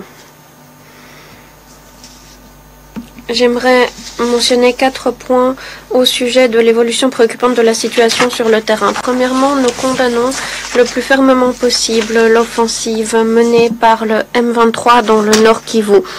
Nous exigeons du M23 qu'il cesse ses attaques injustifiables. Les tentatives du M23 de saisir Goma, une ville abritant 2 millions de personnes, en avançant sur 3 axes différents, exacerbe les souffrances des civils. Cette dernière semaine, le groupe a élargi les territoires contrôlés de 11% et le nombre de personnes déplacées a doublé pour atteindre 400 000 personnes. Ces actions sont des violations du cessez-le-feu établi au titre du processus de Luanda et provoque des mesures de représailles inévitables de la part des FARDC. L'établissement d'administration parallèle par le M23 sur le territoire de la RDC constitue des violations flagrantes de la souveraineté et de l'intégrité territoriale de la RDC. Ces actions doivent cesser immédiatement. Deuxièmement, le Rwanda doit cesser toute forme d'appui au M23 et toute force militaire étrangère non autorisée doit se retirer de la RDC sans retard. Dans le cas contraire, nous courons le risque de plus de violence et d'instabilité, notamment dans l'est de la RDC, mais dans l'ensemble de la région des Grands Lacs.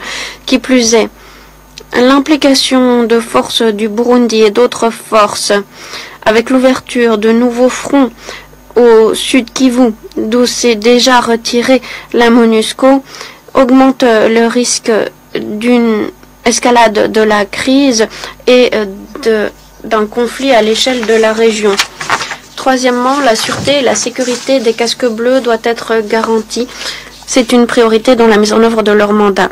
Nous condamnons donc fermement toutes les attaques contre les positions et les bases de la MONUSCO et de la SAMI RDC qui ont déjà fait plusieurs victimes. L'utilisation de systèmes de brouillage GPS et de l'orage ainsi que le déploiement de missiles sol-air nous préoccupent particulièrement. Des informations crédibles font état d'implication du Rwanda dans ces activités. C'est profondément préoccupant. Ces actions hypothèquent grandement la sûreté et la sécurité du personnel de l'ONU et entravent la possibilité pour la MONUSCO de s'acquitter de son mandat clé de protection des civils. Nous le rappelons, les attaques contre les casques bleus peuvent être constitutives de crimes de guerre et toute participation à de telles actions peut permettre l'adoption de sanctions par le biais de résolutions du Conseil de sécurité. Nous appelons la RDC et le Rwanda à reprendre le dialogue et à s'engager au titre du processus de Luanda. Le report du sommet tripartite prévu pour décembre nous a déçus, mais cela ne doit pas pour autant entraver ou faire reculer les progrès accomplis jusqu'à présent. Nous reconnaissons les intérêts divergents de la RDC et du Rwanda, mais une escalade des tensions est inacceptable. Ce sont bien des vies qui sont en danger. À nouveau, nous appuyons le président Lorenzo de l'Angola et ses efforts de médiation. Tous les efforts menés au titre du processus de Luanda doivent être préservés, y compris la neutralisation des FDLR et le désengagement des forces. L'opérationnalisation du mécanisme de vérification ad hoc renforcé est indispensable pour garantir la conformité et le respect du cessez-le-feu. En guise de conclusion, Monsieur le Président, nous sommes au bord du précipice.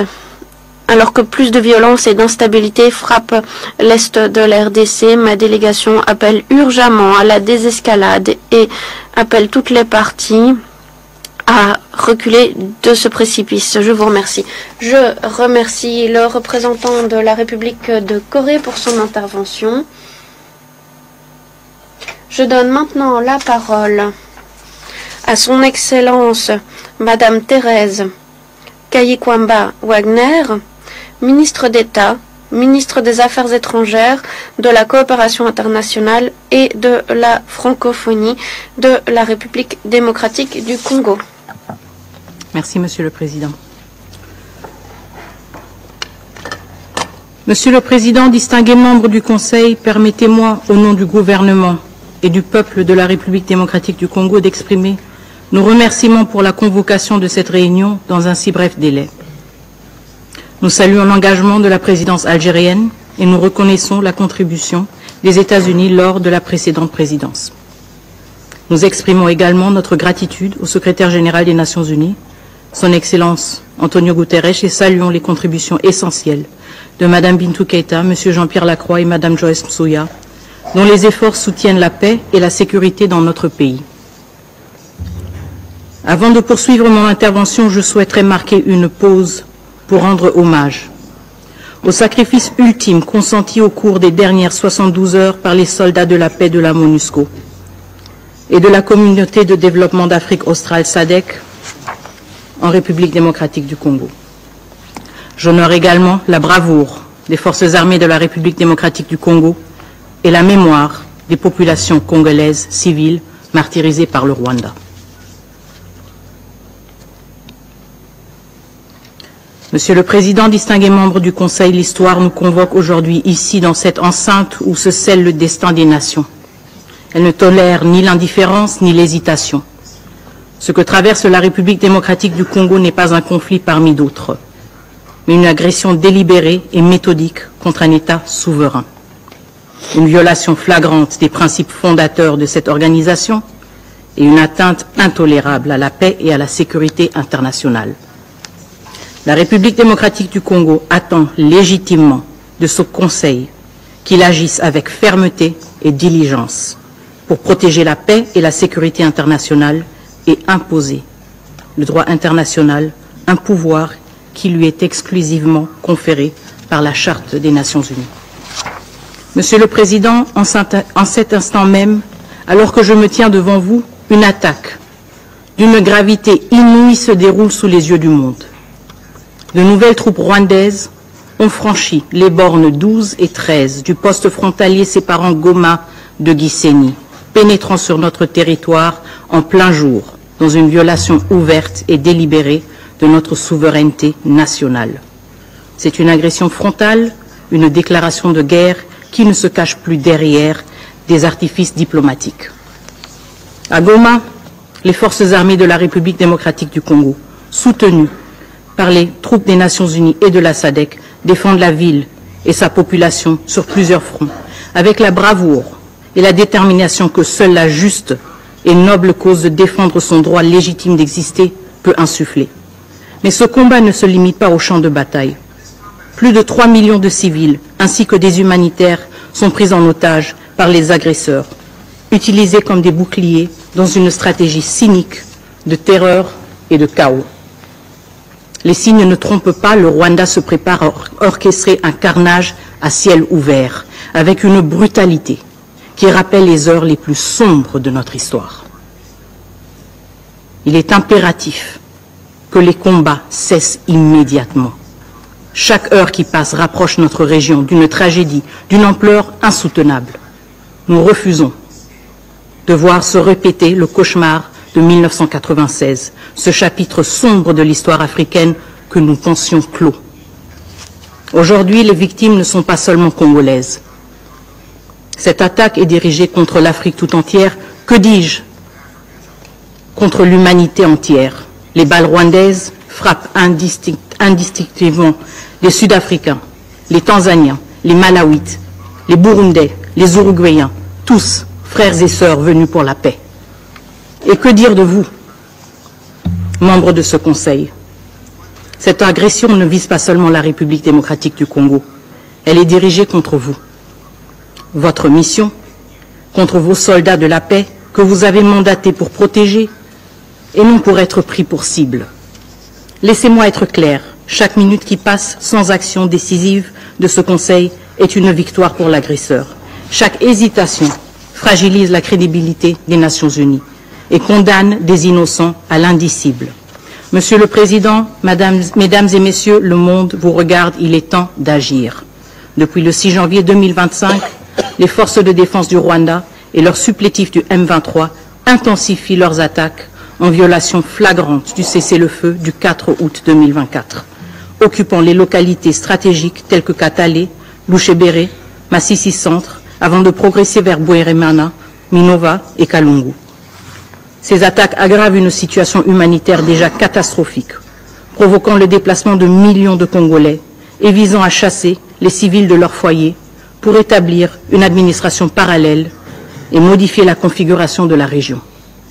À Goma, les RDF ont délibérément coupé les lignes d'approvisionnement en électricité et en eau, bloqué les routes d'accès stratégiques et utilisé les brouilleurs GPS mettant en danger les vols civils et humanitaires.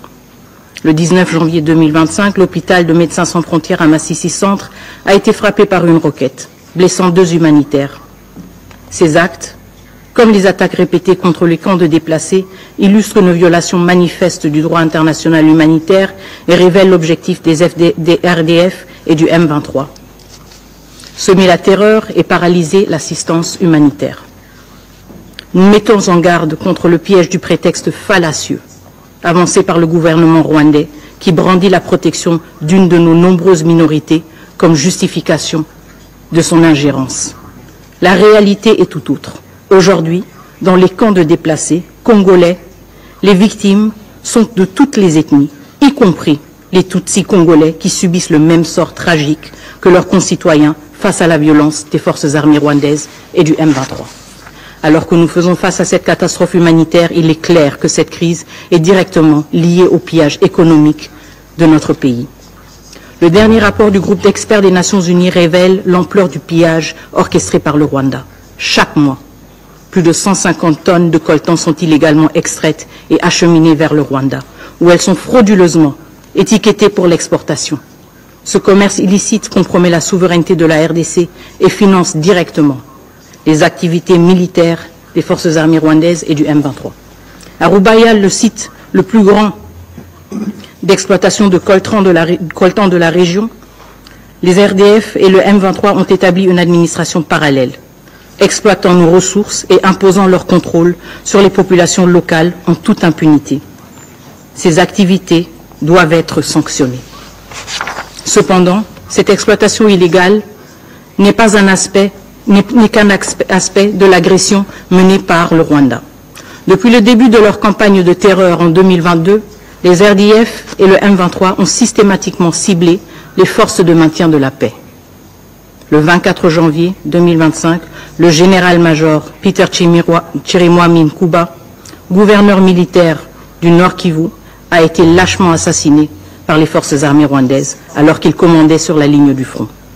Le 25 janvier, 9 soldats sud-africains, 3 soldats du Malawi et un soldat uruguayen ont été tués dans des affrontements avec le Rwanda et le M23.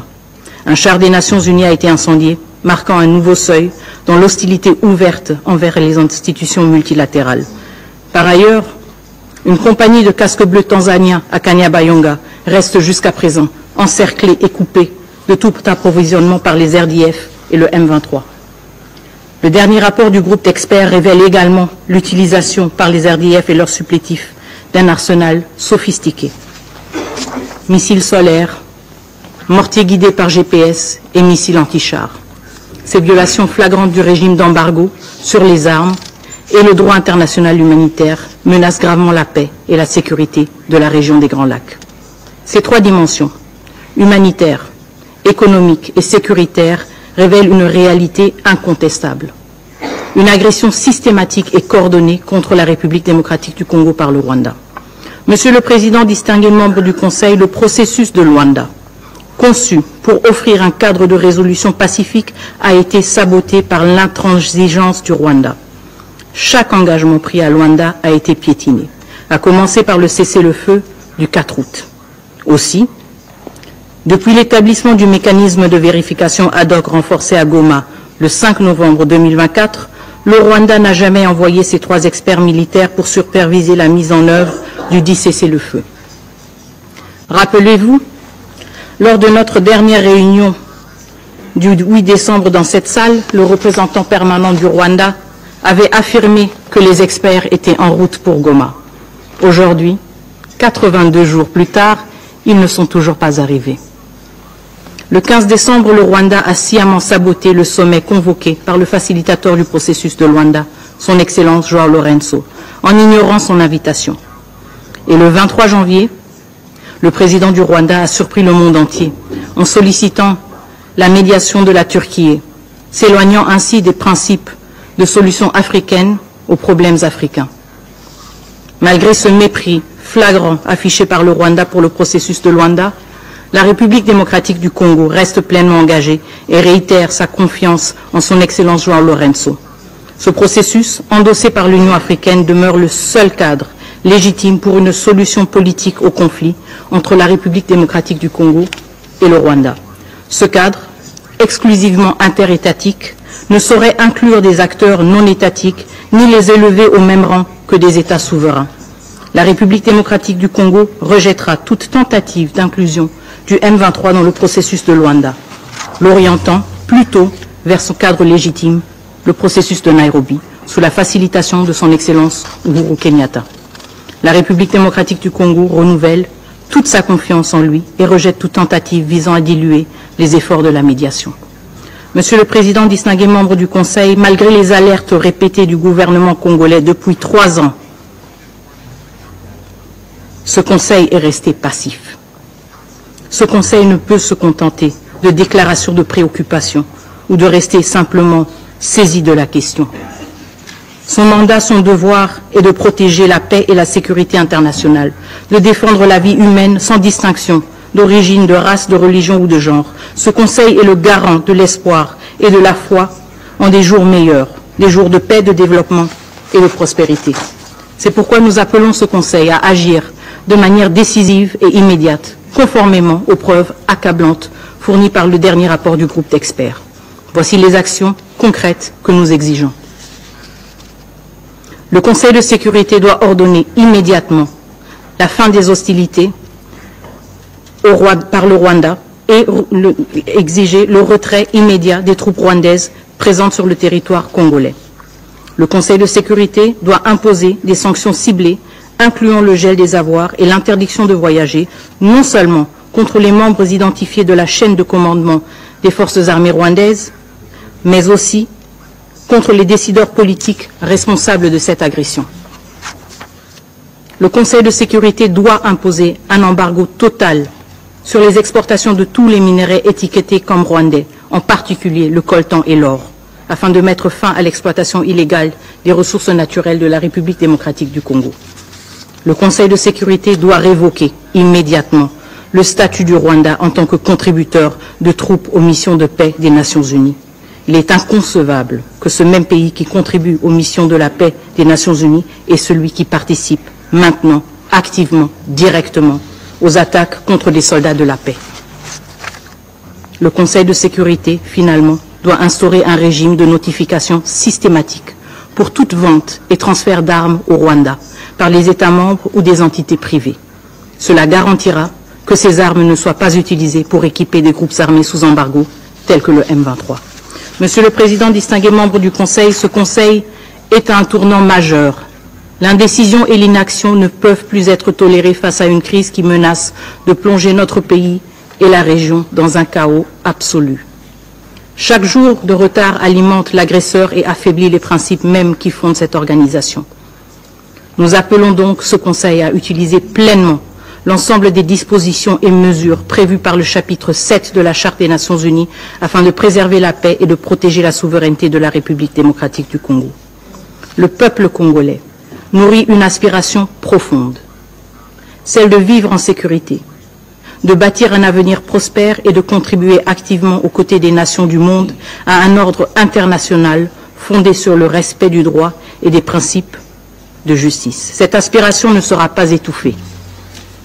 Nous vous demandons d'écrire une nouvelle page de courage et d'engagement, une page où les valeurs du multilatéralisme et de solidarité priment sur l'indifférence et le calcul. L'histoire se souviendra de vos décisions aujourd'hui, comme elle se souviendra de notre lutte incessante pour la paix, la dignité et la souveraineté. Et à ceux qui oseraient justifier l'injustifiable, nous disons ceci, il n'y a aucune place dans ces salles dédiées à la paix mondiale pour des discours qui cherchent à excuser le péché impardonnable de sacrifier des vies innocentes. Le respect dû aux centaines de milliers de vies en jeu exige le silence face à l'évidence.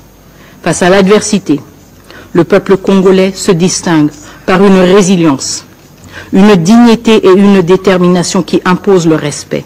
Ce courage exemplaire, porté par le désir de vivre en sécurité, de bâtir un avenir prospère et de contribuer à un ordre international juste, témoigne de la grandeur du Congo. Cette force inébranlable ne sera jamais brisée. Je vous remercie. Je remercie Son Excellence, Madame Kaikwamba Wagner.